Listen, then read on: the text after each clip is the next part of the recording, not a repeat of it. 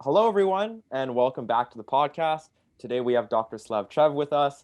He is an Upper Canada College Old Boy from the class of 1990 and is now an associate professor at the University of Waterloo with interests in genetics and microbiology. Welcome to the podcast, Dr. Slavcev. Thanks very much for having me, Albert. Appreciate it. I guess just to start off, as an associate professor at the University of Waterloo's School of Pharmacy, could you elaborate on what exactly it is that you do in your field?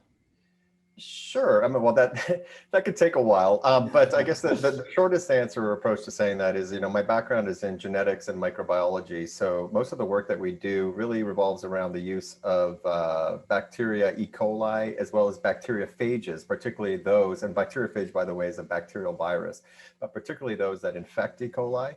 And it's not so much that we're working on a variety of different types of species and trying to identify new sort of or characterize new types of isoforms, et cetera, but it's more the use of these towards biotechnological applications.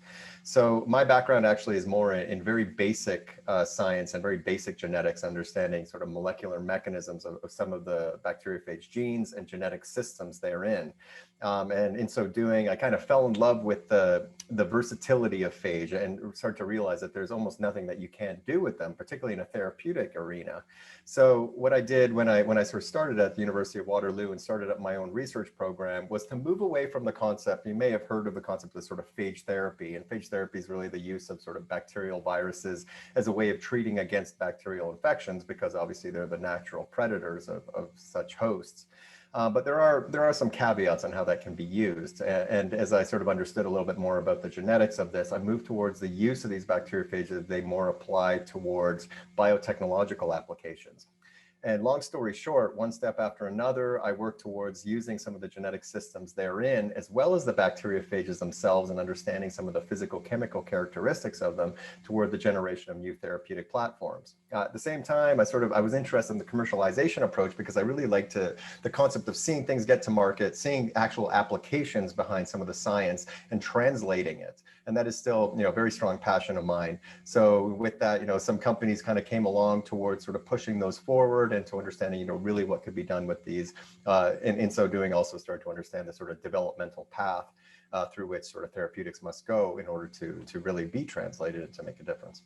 So there's my short form answer. I hope that sort of that summarizes things adequately. But Yeah, that's amazing. Well, the University of Waterloo's profile on you certainly has a lot of details about the many different roles you have at the school. But could you describe specifically what interested you, as you mentioned, your interests in microbiology and genetics, and what led you to your occupation as a professor teaching the pharmaceutical sciences? yeah, that's another good question. Multiple roles can often be, there's a fine line between sort of being versatile and being confused. A lot of this really has to do with not really understanding where exactly you had to go. But that being said, it's always been something that I've always maintained firmly and even trained my students is that, you don't have to have a set path in everything you do.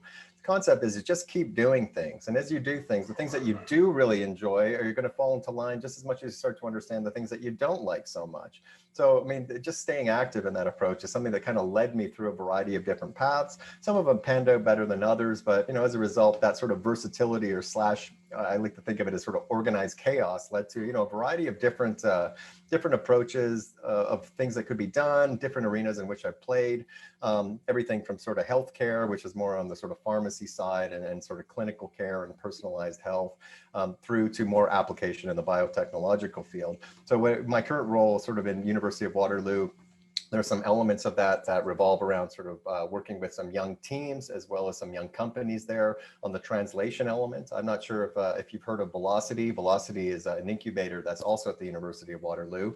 We have some amazing technologies that come out of there. And what's even more amazing is how young some of the teams are that are envisaging some of these and applying these directly, almost directly, like straight out of school or even not out of school yet, and really working towards sort of finding or solving real pain points that exist in the marketplace and getting started on that very early. So I work with a lot of these teams through something that's known as the Science Innovation Hub that's located in the Faculty of Science to try to get some of these teams what they need from a variety of different, everything from lab space through to some of the mentorship and even sort of faculty support, et cetera, along those lines to get them moving. but also working with PIs and what have you, just to really sort of build on this sort of translational capacity, as I see that as something of a dearth that exists right now in Canadian universities. That sort of translational path is not very well defined. So, I mean, a lot of this is really sort of a learning path for me, and helps to sort of train me and to meet other people in a variety of different areas, and to help along some of my own paths. You know, a lot of the work that I do is also therapeutics oriented, and the application of those therapeutics toward more the marketplace, moving from sort of preclinical into clinical space, understanding that the regulatory pathways. I mean, there's so much to every field.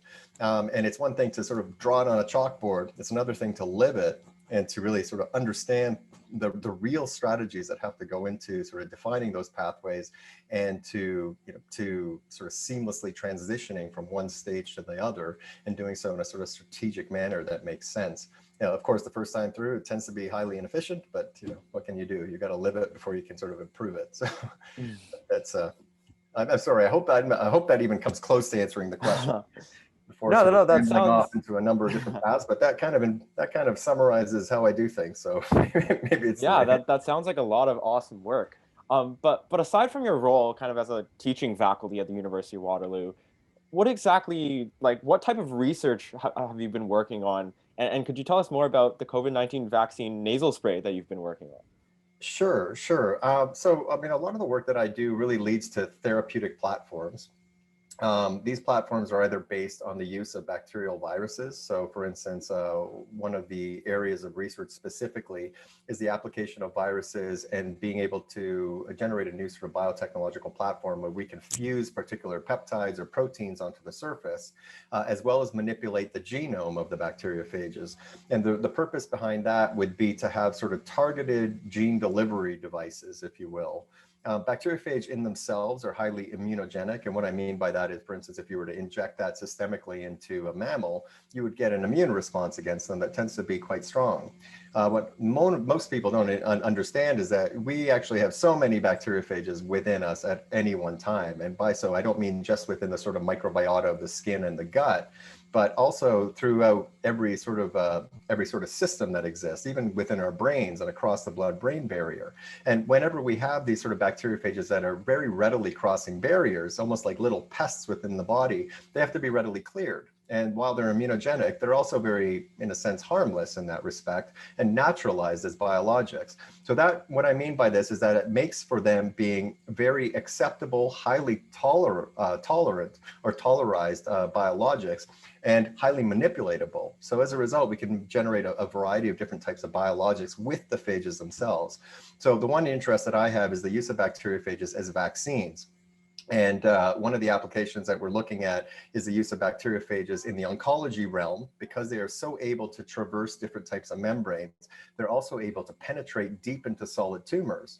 And one of the problems that we have in sort of tumor biology or into treatment of different tumors is that we get a very superficial type of approach, whereby you add certain drugs and you may kill the sort of superficial layers of a tumor, but you don't get to that quiescent layer in the core. And once that sort of surface is sloughed off and the quiescent core becomes more exposed to an oxygen layer, they become active, and you get sort of you get the tumor sort of regrowth and back to sort of a similar type of scenario, and regrowth of the tumors, which is always an issue.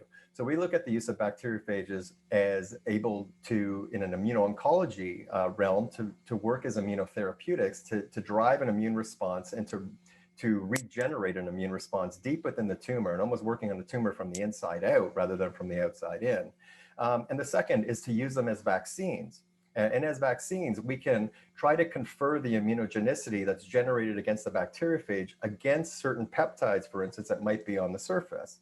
And because of the physical chemical characteristics of the bacteriophage, they tend to generate the right type of immune response that really lends itself well towards oncology type vaccines, or what we call sort of cell mediated vaccines, as well as in the area of infectious disease. So this, long story short, all of this sort of led us down a path whereby we're applying some of the platforms that we have toward a new type of COVID-19 vaccine. Now, clearly, we weren't the first to market. I mean, there were a number of contenders, but we were one of the top 80 sort of WHO candidates that were listed. And what we used this opportunity for was to develop a new type of strategy. And let me just start off by saying that in this COVID, call it race or what have you, I really sort of think of it as a very rich time in vaccine research and design, and a lot of sort of global collaboration that was happening at this time.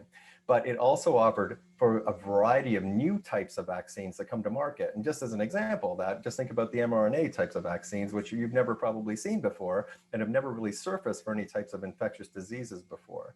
But it also allows for generation and new research to be injected into generation of new types of platforms that can exist in vaccine research. So one of those was ours, something that we call a virus-like particle, which isn't a new type of vaccine, but we actually encoded that virus-like particle onto nucleic acid. So we have a nucleic acid form of being able to introduce the genetic code for a virus-like particle, which would grow within cells. And then within these cells, you'd almost have like a pseudo virus, which would be released and would be able to do two things. One, which has a protective mechanism in and of itself by preventing actual virus to bind to them. But more importantly, because of its internalization and being able to break down the various viral proteins, it serves as a very strong therapeutic and prophylactic vaccine. So it has kind of two double bang for the buck. Now, the third part to the nasal part to this is to sort of synthesize and to simulate the type of infection that you would have from an actual infection. And by doing so, you simulate the right types of immunity. In this case, for instance, mucosal immunity in addition to sort of the cell-mediated immunity that's necessary for systemic response. And more and more, we're starting to realize that trying to simulate the types of actual infections and the roots of infection stimulates those types of immunity, which are most pertinent toward dealing with these types of infections. So it led us to this concept of what we call synthetic infection, where we mimic all of the steps of an actual infection by the virulent particle, but doing so in a very safe manner where we just kind of break it down into the parts without any actual infectious material in and of itself. So I hope that kind of answers the question. The part of it being nasal is obviously to get it into the lungs as one part for the route of administration. And obviously being a non-invasive approach is always a bonus. Yeah, first of all, congratulations on all your work on the vaccine. That's really amazing stuff. I wanted to ask about kind of your work environment under the pandemic and how that might have changed. I've spoken to a great variety of people from all over the kind of healthcare industry, but it's interesting to hear from your perspective because many of the individuals that I've interviewed have actually been healthcare providers, so they're constantly surrounded by the virus and in a direct situation of risk. Could you describe what the research environment is like when you're working with a virus such as COVID-19, and how often do you actually come into contact with it? Well, the environment was, first of all, it's odd. I mean, anyone that you speak to have to say that it is very different. I mean, being in an environment that is very unique in that respect. I mean, most of us haven't had the opportunity to live through a pandemic like this. That being said, it's an honor to have the ability to work on the type of research that directly lends itself toward, the opportunity to help individuals through this type of a global crisis. I have to say that I have a team that was highly dedicated, and the work that they did through this was absolutely so amazing. Individuals that obviously went through the risk to come into a lab regularly, work through sort of social settings, even getting to lab. All of these are risks that they had to take at the time when there were no vaccinations present, right? And obviously those risks were even higher at that point. And then working as group, and we had to generate a very highly organized approach by which we were able to safely conduct the research, and not just the matter of the research itself and the types of materials being worked with. Those are regularly there. But more importantly, even among each other, how do we have a collaborative environment where obviously we have to discuss and we have to put all brains together in order to keep the research flowing and the ideas flowing and make sure that we're controlling properly the research environment, but also doing it in a highly safe manner where we can make sure that everyone stays safe through the entire process. That being said, everyone, it seems we succeeded in that respect, which I think was great to see. And honestly, it was probably the hardest part for me. And I was kind of leading a team like this. That was one of my biggest concerns, thing that kept me up at night most of the time. But yeah, it worked. It worked quite well. Considering that it was a highly new experience and a very difficult one, and just kind of came out of nowhere very suddenly. I have to say that it came across as a highly organized one, and we handled it quite well. So I was very proud of the team on how everything went down, and they did a phenomenal job in that respect.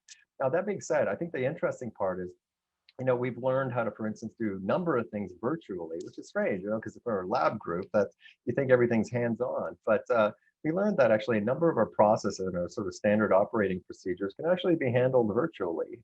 So we've learned how to impose those more from a safety perspective, even now, which I think is still pertinent, to include those into the way that we do things just to keep everyone a little bit safer. But also it lends itself towards different elements of efficiency that can just be built into our sort of normal protocols and how we do things.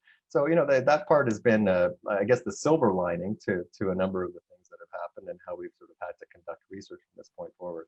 I'd say that the amazing part to this is that through all of this, I don't think our research has really slowed down too much, and I think that for a number of my colleagues that has been a real issue.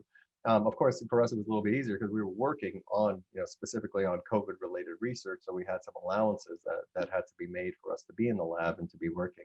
But yeah, it went rather seamlessly and rather miraculous to see that happen. To be honest. Yeah, it's really interesting to hear that, because we imagine lab work as really hands-on kind of environment. So to really hear your perspective on how you were trying to get over those hurdles with the pandemic and continue making a vaccine like that is really fascinating stuff. I think we can now fortunately say that it seems we're approaching the latter end of this pandemic, especially with vaccination rates going up. But many people are still hesitant about getting vaccinated. And as a vaccine developer, is that something you take into consideration when you're developing a product like a vaccine nasal spray? And how do you actually incorporate those concerns from the public into a medical product? Well, I mean, okay, so that's a multi-part question and a very difficult one to answer. There's only so much of that you can actually tackle from the operationalization of a technology into a new type of therapeutic.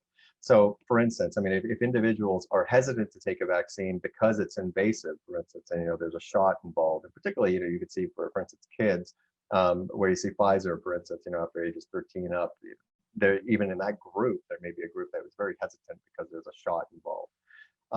So that in that respect, yes, maybe there may be an additional benefit from having a non-invasive approach. But I mean, there are a number of reasons why individuals may not want a vaccine, and whether it's nasal or whether it's an injectable may not make any difference to the sort of principles that may underlie why those individuals don't want a vaccine. So it depends on what the reasoning is. Do I take that into consideration? Mostly not. As a therapeutic developer, that's a little sort of beyond the scope of what we have to look at. I mean, the most important thing, particularly in a time crunch like this, was to just get something, as many shots on goal as possible, globally, so that we at least have something that could contend with the issue at hand. But from the inhalable approach, even in that respect, I mean, I'd say the benefit from that is secondary to the fact that it's non-invasive. The primary reason for actually generating an inhalable was twofold. One is that the nasal mucosal lining is very rich in the type of immune response that we were looking to generate, the type of immune cells that are able to confer that type of response. And the second reason is to actually be able to localize the therapeutic into the lungs, where we wanted the actual uptake to be by lung tissue.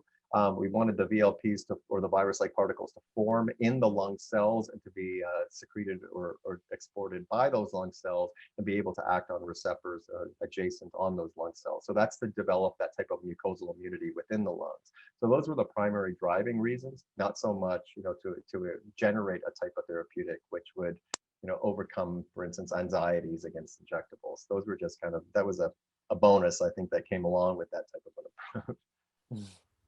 Yeah, and I think just asking a little bit more about kind of your role as a researcher and what you think about the industry moving forward. Pharmaceutical research certainly isn't my most stellar field, but I suspect that with all types of research, there's an immense value in drawing from experience. What lessons do you think the COVID-19 pandemic has provided to healthcare researchers, and how do you think it can lead to better scientific developments in the future? Well, I think it already has led to better scientific developments. There's an injection of money, time, focus. I mean, the vaccine design and vaccine evolution that has happened just in the last year and a half is greater than probably, the former 50 years before that. I don't think I've ever seen such a focus on any type of one therapeutic area in my entire life, and I may never see that again. I hope not, actually, just for the sake of another pandemic. But I think vaccine design has already come an enormous way just as a result of that. A number of types of strategies and approaches that have been looked at. So for that alone, I think we've already benefited significantly. Now, I mean, and there are aspects um, to the pandemic that are, for instance, on the clinical side. I can't speak too much to those because I'm more on the sort of development side. But I think the other approach is the mobilization of resources, and I say this more from the industrial side of the equation. As a smaller company that worked in sort of the genetics and more in the sort of gene therapy area with the primary company, Metaphage, we were able to turn on a dime, and I'm very proud of this. So we were able to turn on a dime, recognize the crisis for what it was, and to be able to adjust, reorient resources, find a way to financially make it work, and to be able to amass all of what we could do, generate a platform, then quickly move and mobilize all of our individuals to generate something that could really start to tackle the problem at hand. And by doing so, also not just us, to start working with other Canadian partners so we could generate an entire value chain from A to Z, so that we had an entire plan put together almost within a couple of weeks. It was rather amazing, so that we had everything laid out on how we would go about the path of getting vaccine right from design, how it would be implemented, how we would manufacture it, how we would push it through, how we would then generate the sort of clinical trials around it, et cetera, et cetera. And so that part was, a great learning experience. And I think for particularly the companies that were involved in that, and I'm sure, we're not the only group of companies. Obviously, there were, that was happening globally. But I think that ability to kind of turn on a dime and act so quickly and to reorient resources is probably something that was a great learning experience for a number of smaller companies. And a lot of those smaller companies obviously have additional flexibility, and that flexibility was I think really put to use, and was a great benefit. So I mean, it was a great learning experience for everybody, and I think that that could really come into benefit the next time around. Anything of this sort hopefully doesn't happen, but if it were to. Something else I wanted to ask, and I guess just bringing it back a little bit to the kind of educational realm of all of this, with school beginning soon once again, and on-campus teaching, for many of us in high school at least, I'm wondering if you can comment on how the pandemic has maybe altered the education system, perhaps permanently, and what lasting adaptations have been made, particular in your institution at the University of Waterloo, that you think will stay around for a while. Well, I mean, I wouldn't say that it's been easy. That same adaptation had to occur on the educational side. A number of my colleagues, had to completely revamp courses, readjust to how to be able to teach it effectively. In some cases where you really had sort of hands-on training modules to be able to move something onto online, obviously, there's value that has to be lost in a scenario like that. But others that had more sort of a didactic or online course were able to extremely quickly just kind of readjust this and turn this into online training sessions and modules without almost any loss of value in so doing. It's interesting because I'd say education has probably had the least amount of innovation built into it, just across the board for universities, probably for the last hundreds of years. But in this case, there's always almost like forced innovation that had to come into play, and in some cases, I think it's been really good, because it's allowed, at least I can speak for a number of my colleagues and myself, it's allowed us to understand what parts of the training could be much more just sort of virtualized, for instance, or even passed off to students to kind of learn by themselves, so that we can spend more time and now really value that time that we, for instance, that we have, face to face, if we were to be in the classroom, how to use that far more effectively, and perhaps not teaching, perhaps doing things which are much more hands-on, which really kind of get to the core of applying the stuff that's been learned, rather than just, spending it at a microphone, speaking to students, etc. So, I mean, what I'm trying to say is that there are a number of different strategies that have come from this. And I wouldn't say that, the value has been really lost as a result. In some cases, it's actually been dramatically enhanced. So I think that, once we get back to a full approach to how, schools are able to run again and universities are able to run again, at that point, you're going to see a lot of these strategies, unfolding even further, and a lot of this value just just enhanced dramatically as a result. So I'm waiting for that to continue to grow over time, which will probably be over the next, increasingly over the next year or so. But I think that, all the students that'll be up and coming, over the years to come are really going to benefit from that in the long run. I speak at least for University of Waterloo. I assume the rest of the universities are kind of following suit in how they had to handle this as well. But that's definitely what I've observed anyway. Yeah, that's all really insightful information, especially because you are speaking largely to high school audience. And I guess just to as a final question, and this is something that I like to ask to always end an episode off. Dr. Slavcev, are there any parting words you'd like to offer about what it's like to actually work as a healthcare professional, as an educator, as a medical researcher, especially during a pandemic of the scale we are experiencing now? Well, I guess the best way to say it was an honor. It's an honor to be able to use what you've learned, and to apply it to something which you can see the kind of greater good and the global need for. That's truly an honor, and I don't want to take away from obviously the grimness of what this pandemic has caused, but for a variety of those that have sort of worked at front lines on the clinical side or worked on the research side, I think they feel that same degree of honor to have been called on to kind of come forward and to offer whatever they could toward the greater good. So from that perspective, that makes me feel very kind of patriotic as a Canadian in so doing. A number of things have been learned from this. There have been a number of screw ups along the way.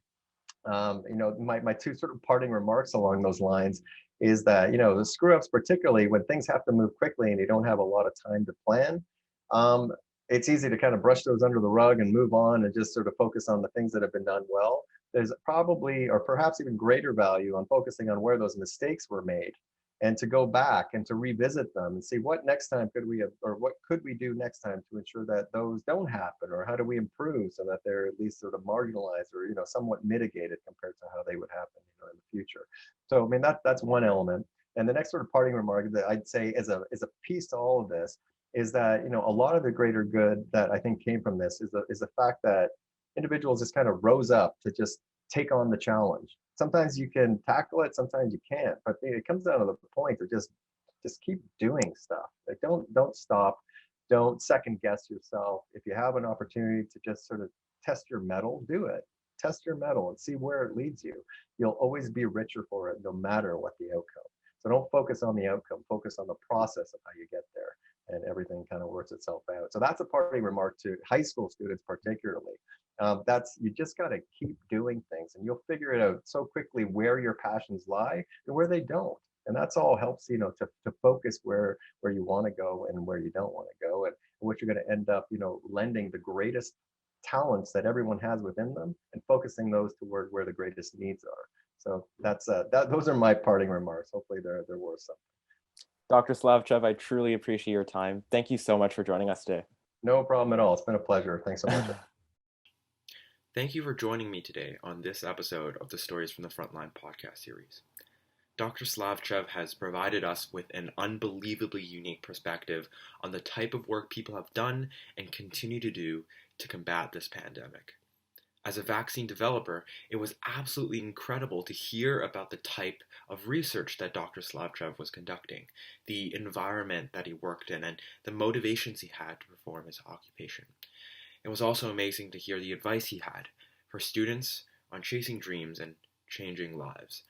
I hope you enjoyed this episode, and as always, stay safe and stay curious.